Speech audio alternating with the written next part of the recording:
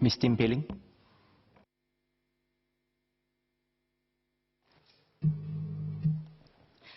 Deputy Speaker, sir, I rise to support the motion. Sir, first of all, I would like to register my thanks to the CareShield Life Review Committee.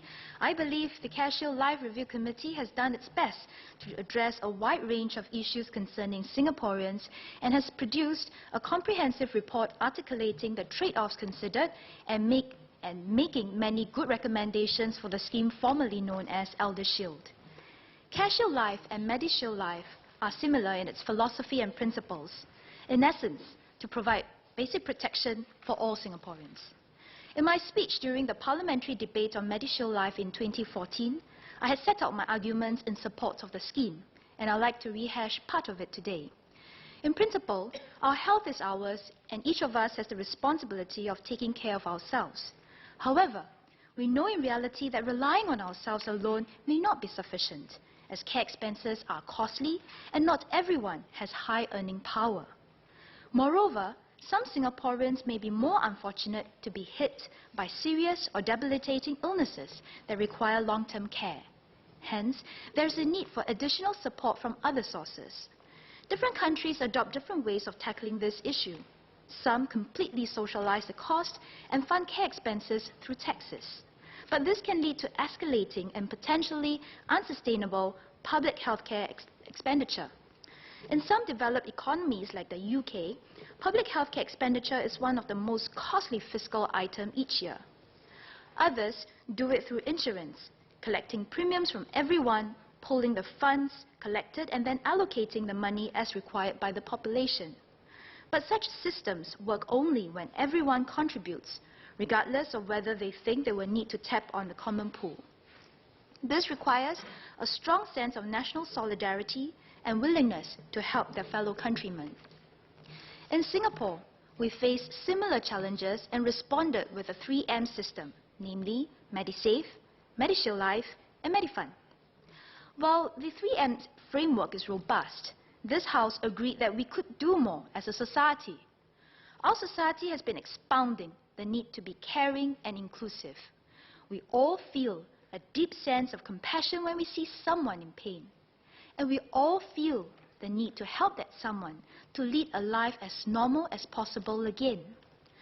As a society, we talked about it, we argued for it, and we did it when this House finally passed the bill on MediShield Life in 2014. Through a universal public health insurance in the form of MediShield Life, we pooled our risks and money to help those who incur such expenses. Therefore, we collectively understand the philosophy and need for public insurance as one of the pillars in our social safety net. Since this House had supported MediShield Life, then philosophically, there is no reason not to support CareShield Life. However, there are some questions and concerns that ordinary Singaporeans have, and I would like to reflect this in this debate and to seek answers from the government. The first pertains to the new enrollment batch, and that would be the young today. From 2020, all Singaporeans born in 1980 or after will automatically be enrolled into CareShield Life, regardless of pre-existing conditions or disabilities. Locally collected data show that 1 in 2 healthy Singapore residents aged 65 today could become severely disabled in their lifetime. This means that if we are lucky to live beyond 65 years, each of us has a 50% chance of becoming severely disabled in the remaining years and can expect to incur high cost of care in the years that follow. Despite this high probability, our young today question the need for the scheme to be made mandatory for all. This is understandably so. Many who are still in the prime of health do not anticipate severe disabilities when they age. Many also do not see the urgency in planning for the possibility of age-related disabilities at this point. Hence, they will want to preserve their autonomy in choosing whether and when to enroll themselves in such a universal public insurance scheme. Furthermore, the sense of importance for risk pooling is diminished when they observe that the total claim of $100 million is only a small fraction of the total premium collection of $2.6 billion as at end 2015. What happens to the huge sum of money remaining in the pool, they ask? Who pockets the rest? The more cynical amongst them may also ask. Therefore, there is a need for more and targeted engagements with the younger Singaporeans to not only explain the philosophy and design principles of CareShield Life, but to also answer the questions they have. Some of the questions would be as follows. For each cohort of Singaporeans, in terms of caring for an individual with disability, how much of the cost is borne by the government, by the individual, and by peers? Is this the right balance? What is the long-term financial impact on the system and on our population if Singaporeans preserve their right to choose whether to enroll in CareShield Life? Could the ministry explain why there remains such a huge sum of money in the pool? Looking ahead for each cohort of premiums collected, what is the expected proportion of claims? If there is money remaining from that cohort, what will happen to the money?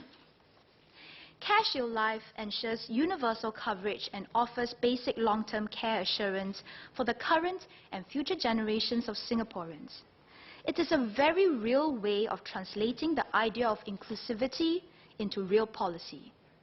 However, the mandatory nature of the scheme also means we must garner overwhelming buy-in and support from Singaporeans in order to sustain this pillar of support. Allow me to continue in Mandarin. 议长先生，我们曾经于2014年在国会里激烈的辩论，并通过了终身健保。当时，国会通过这项健康医疗保险是希望全民受保，让所有国人得到最基本的保障。除了政府的津贴和我们自己的保健储蓄，终身健保有助我们应付无法预测的风险。它主要是一人有难，大家平摊，将大家的钱摊在一起，让有需要的人可以应付庞大的医药费，大家机会平等。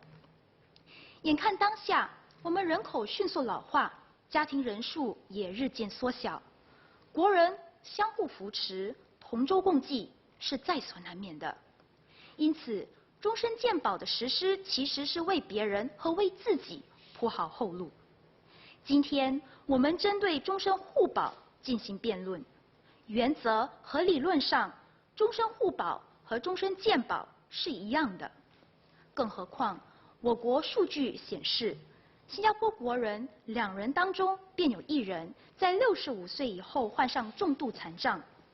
换个角度来看，一对年老夫妻当中，其中一老在某一个时间点上，极有可能会因为退化或疾病而重度残障，无法自理。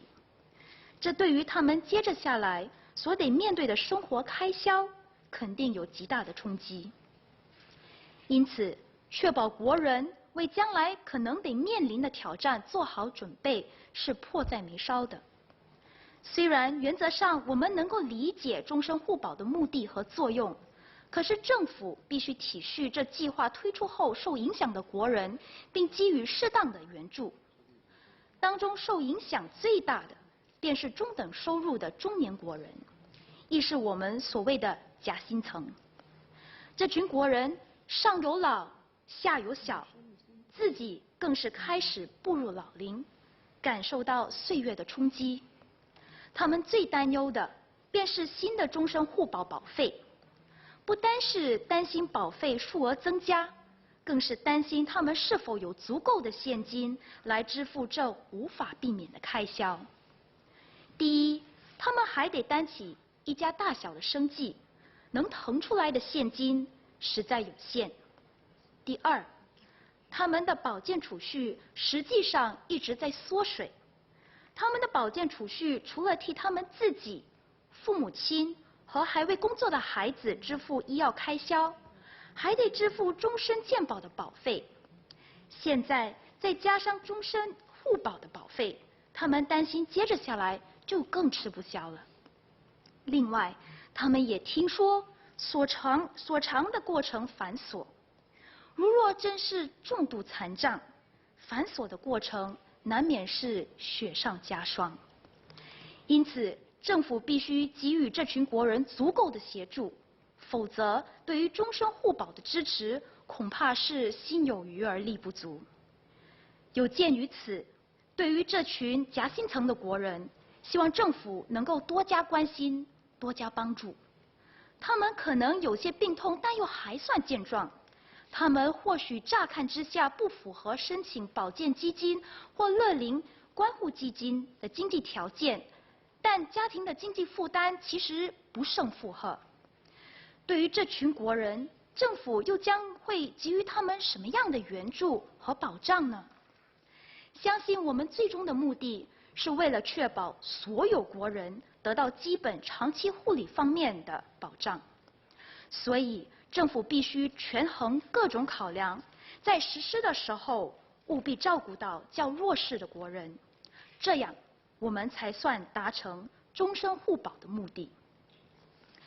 Finally, women policyholders are expected to pay a higher premium than men. This stands out starkly. The main reason articulated was that women have a longer lifespan on average and risks being disabled for a longer period of time. It is also a common practice in other countries. Arguably, however, the idea of a public insurance plan is to pool risks and resources to help one another. Thus, should women not be allowed to pay the same amount of premium as the men in their respective cohort? Moreover, many women sacrifice their prime years to stay home and care for their loved ones. The years away from work mean they may have little or significantly less savings in their Medisave. These women may also not come from well-to-do families who have little to contribute to their Medisave even if they wish to. So I would like to ask, what would the government do to help this group of Singaporean women cope with the inevitable cost burden? What can they count on to ensure their own long-term care and protection without having to fear burdening their own families? Sir, questions and concerns that need to be addressed aside, there is a real need for Singapore to get ready for the consequences of an aging population. My sincere hope is that we will all enjoy good health, lead a full and fulfilling life, and rather than having to spend on our care needs, are able to spend on things that we enjoy. But the reality is, we can never be sure of what will happen to us in the years to come. The statistics in Singapore and other developed countries such as the US, UK, and Japan highlight just how prevalent severe disabilities are amongst the aged. In Singapore, 1 in 2, in US, also 1 in 2, UK, 8 in 10, and Japan, the statistic is expected to triple in the next 2 decades. So it would be too late if we only start to worry or find ways to finance our care needs later in life when our familial obligations intensify, or worse, when we suffer disabilities. It is also unsustainable and unfortunate if we have to burden future generations, which is, by the way, shrinking because of our aging population, to fund our own care needs. Very importantly, CareShield Life provides better long-term care and protection for all Singaporeans.